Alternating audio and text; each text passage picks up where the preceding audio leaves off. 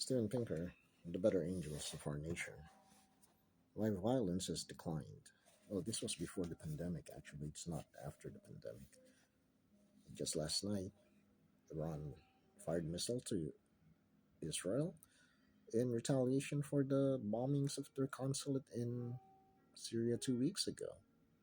Aside from the Ukraine war and also the onslaught of the Jewish people in Gaza, the the Black Lives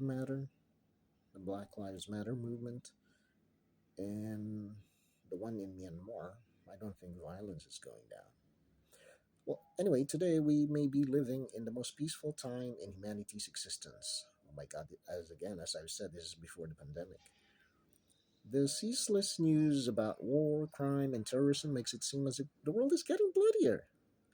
But in this gripping work, the New York Times bestseller author Steven Pinker shows that violence has in fact declined over long stretches of history. How has this happened? Pinker examines the inner demons that incline us towards violence and the better angels that pull us away, and shows how many changes in ideas and practices have allowed our better angels to prevail. Along the way, he explodes many myths about violence and presents a new defense of modernity and enlightenment. This witty book continues Pinker's exploration of human nature, blending psychology and history to provide a remarkable picture of our gradual conquest of violence. This book was actually one of the most important books I've read, not just this year, but ever. Bill Gates. Oh, wow. And as you can see, I have Bill Gates' books, How to Avoid a Climate Change, and I have another book that Bill Gates recommended, Factfulness. There's also Nudge, I guess.